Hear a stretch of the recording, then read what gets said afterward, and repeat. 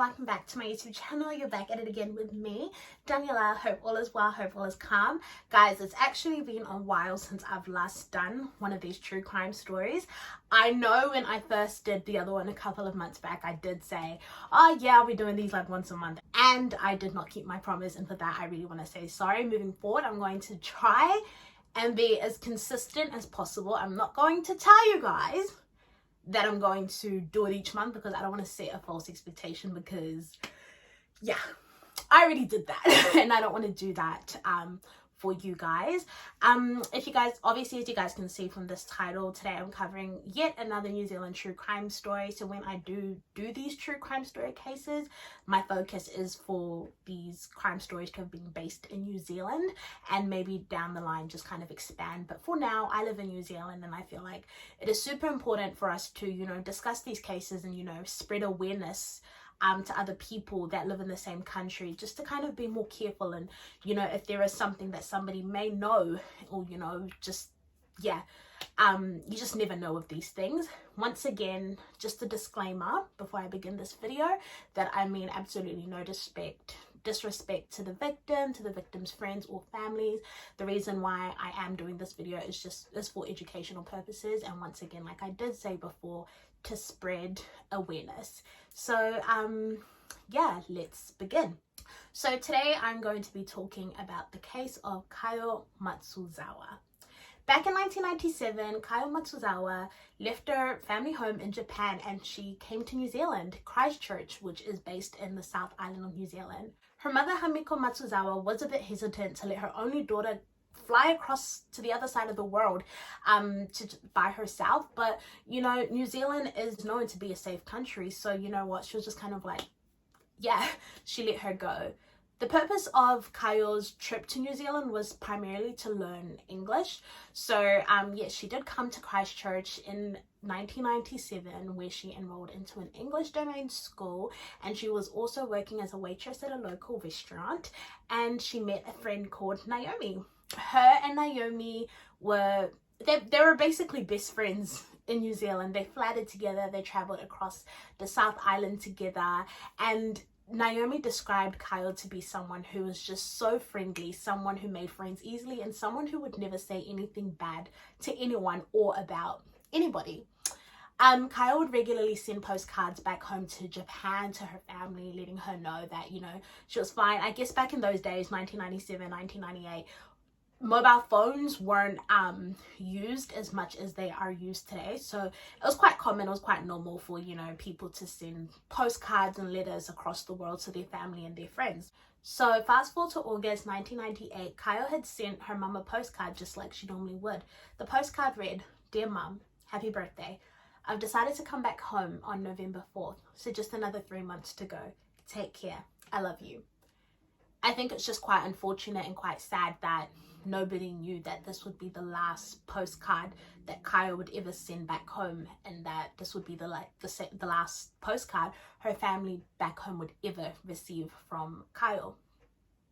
So Kayo was telling Naomi, her friend that she, you know, her flatmate, the friend that she had, you know, been friends with these last couple of months, that she wanted to travel on the North Island. So for those who don't know, New Zealand split into two islands, the North and the South. So she was based in the South Island, and she told Naomi that she wanted to go to the North Island, you know, visit Auckland, go to the Bay of Islands. However, Naomi just could not afford to go to the North Island, and she told Kayo, she was like, go by yourself, like, it's a, you know, after all, this is a safe country, you're going to be fine. And because Kayo was described to be someone who was so friendly, someone who knew how to make friends, like Naomi knew, she was like, you'll be fine, like you'll make friends, like you'll be fine. And after all, she wasn't supposed to go for long anyways. So and of course, Kayo being the person that she was, you know, the adventurous, kind person that she was, she set off to go to Auckland. So on September 11th, Kayo arrived in Auckland. At about 2:15 p.m, she was seen hopping off an airport shuttle on Queen Street. So Queen Street is like, it's like the busiest street of Auckland CBD. It's like the most popular street where a lot of the stores and the shops are in the Auckland CBD. So at about 2:15, I guess camera footage captured some footages of Kayo hopping off an airport shuttle at about 2:15, and then from that point she set off to the Queen Street backpackers to obviously check in, where she paid for a single room for about 3 days. So she landed on Friday the 11th of September, and she was to check out on Monday the 14th of September. So at this point, yeah, she went up to her room, and yeah, she left her things and she left the hostel, the backpackers, which unfortunately would be the last time that Kaio would ever actually leave anything. This would be the last time she would ever be seen near the hostel again. So at about 3:30, the last sighting of Kaio was actually made. She was seen walking past the Countrywide building on Queen Street, and her movements after leaving the backpackers, nobody knows what she did, to be fair. Like, back in the day, camera surveillance and things like that weren't as advanced as they are today. So other than that, we can only assume that she probably went out to eat. She was in the big city, she was in Auckland, and she only had 3 days to take in this whole new city. So my assumption, a lot of theories, the most obvious assumption that we can make was that yes, she left the hostel, the backpackers, to go and explore Auckland City. On Monday the 14th of September, the day Kaio was actually supposed to check out of the backpackers, she never did. But there's no mention of any sort of concern from the backpackers. I don't know if it's something that's quite common. Maybe they just emptied out the room and just kind of like held her belongings until, you know, she decided to show up. But at this point, there's no mention of anything to do with the backpackers looking for her or anything like that. So this was on Monday the 14th of September. 2 days later, Wednesday the 16th of September, a rubbish collector was collecting the rubbish on a corner of Swanson Street and Albert Street, which is also in the Auckland CBD. And as he was dumping the contents of the rubbish into the truck, a bag fell out, like a little day bag. And in this day bag was Kaio's passport and some insurance papers, as well as a few little items that you'd put in a day bag. The rubbish collector did think that this was a bit strange, but I mean, hey, he's not thinking a murder. So he takes the bag back with him to, I guess you can say, not necessarily the headquarters, just kind of like the main office, I guess, like the site, the rubbish site, where the bag just kind of stayed until, I guess, somebody would claim it.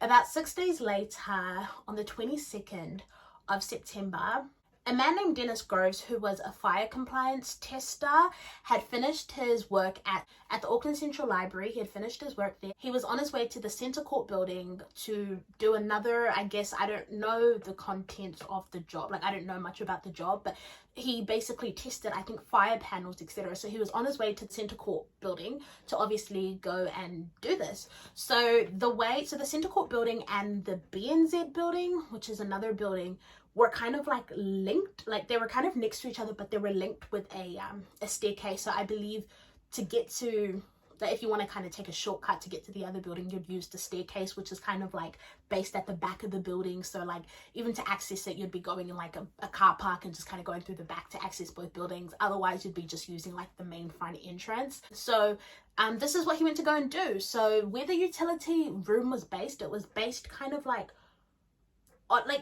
how do I explain it? So you know how you've got like staircases, you know how when you kind of like walk upstairs, then there's kind of like a little platform sometimes when there are different levels, that platform enables you to kind of hop off a level. So yeah, there was something like that, but this wasn't allowing you to hop off a level. It was more so there was like a utility room / kind of cupboard. So it wasn't more so of a room, but it wasn't like a cupboard, but just a little room, and that's where the fire panel was based. So there was a door that allowed you to obviously go in with a lock. However, anybody could really open the door. You literally just needed a screwdriver, and this is what Dennis often did to open it, rather than chasing down a site manager to come and unlock it. He literally just popped it open with a screwdriver, and this is what he always did. And on this day, this is what he did. And when he opened the door, there was a really, really bad smell that came out. And, you know, Dennis was put off. Like, he was like, what is this? But at first, he thought this was ammonia. But then as he kind of, you know, stayed for a little bit, the smell became worse. It became vile. And then that's when he looked down and saw the naked, decomposing body of Kayo Matsuzawa. So obviously out of panic, Dennis ran out. He called the police, and obviously the police showed up, and they showed up to examine the crime scene. But because Kayo had not been reported missing, like nobody except, I'm assuming, her family back in Japan, plus Naomi, her friend down in Christchurch, knew that she was in Auckland. And it didn't help that she was, you know, she hadn't been reported missing. So at this case, the police did not know who she was, and it did not help that her body was badly decomposed. So police eventually released a little bit about the body they found, so a brief description of Kayo to the media. And when this was released, this is when, you know, the office people, you know, the ones where the handbag was left, actually reached out to police to say, hey, like, you know, we found, like, you know, a handbag with a passport, this could be your person. And the only way they could actually identify to see that if this was actually Kayo was through fingerprints. So they matched her fingerprints with her belongings back at the backpackers, as well as some dental records that were sent from Japan. And they also flew her brother over from Japan to come and identify her body.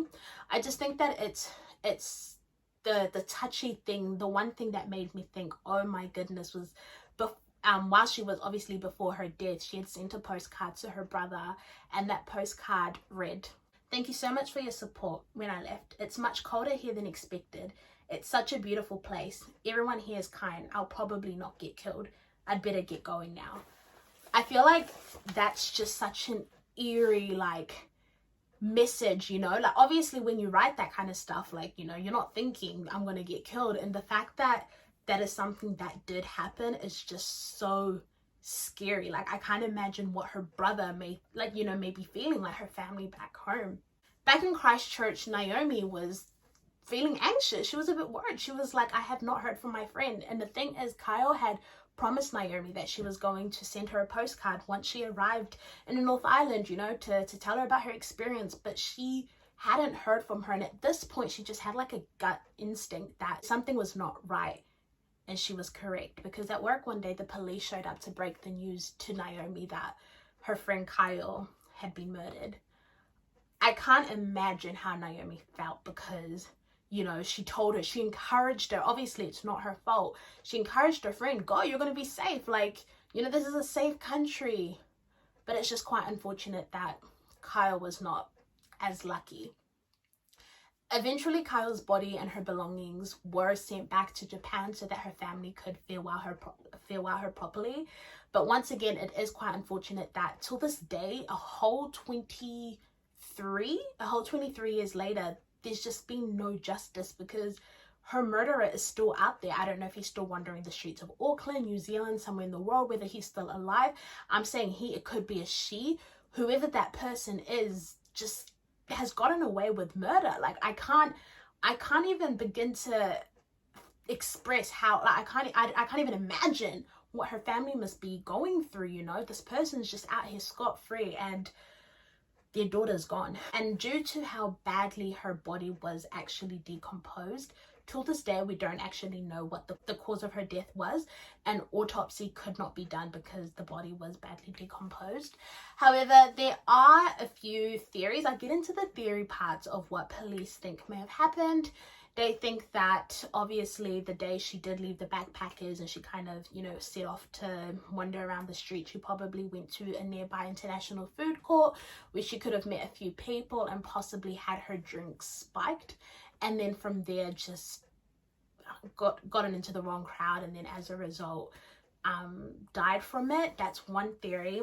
Another theory is that the murderer would have been like an employee or somebody with access to that building, just because, you know, not that, I don't even know if I should be using this word, but a lot of murders, you do hear about it, their bodies either being just, they're normally dumped in public places like a river or a bush or, you know, a bin. But a building, a utility room, someone must have known that that was there. So that's another theory. But once again, these cannot be confirmed. Like, these can't be factual because there's no evidence to suggest that these are true. There have been a few suspects since her death. I'll start with one of them. One of them is a man named Alan Michael Grimson. He was convicted back in 2001 for killing 2 men. He was based in a fire school here in New Zealand. I think he taught, or he was something. He was like a teacher or something. The reason why he was a suspect is because he had an acquaintance. I don't even know if acquaintance is the right term to use. He knew somebody, like he had met somebody a couple of times at this fire school, and that somebody was the security site manager of the building that Kaio was found in. But that person, that site manager, was like, there's no way that Grimson would have known that's the kind of access that I had. Like, so he was ruled out because the link, it was just impossible.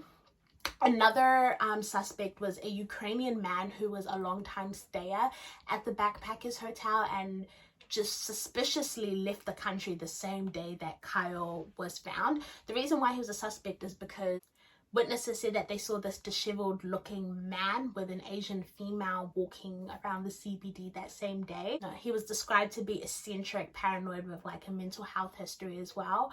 And the fact that he left the same day as he left the country the same day as Kaio was found was a bit suspicious. And actually on his way to Europe, he stopped in Australia and left a whole bunch of jewelry at a pawn shop. And Kaio was somebody who wore a bit of jewelry, and she had this one ring that she wore that till this day the belongings that were actually on her, like her clothing, her jewelry and everything, have not been found.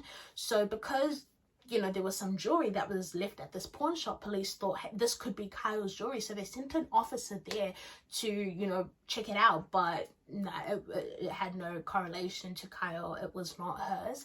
So 2 years later, the same man was found by French police squatting at an airport, and this triggered like an international, I think nationwide, Interpol, and he was extradited back to New Zealand, where he was, you know, questioned by police for like 2 days.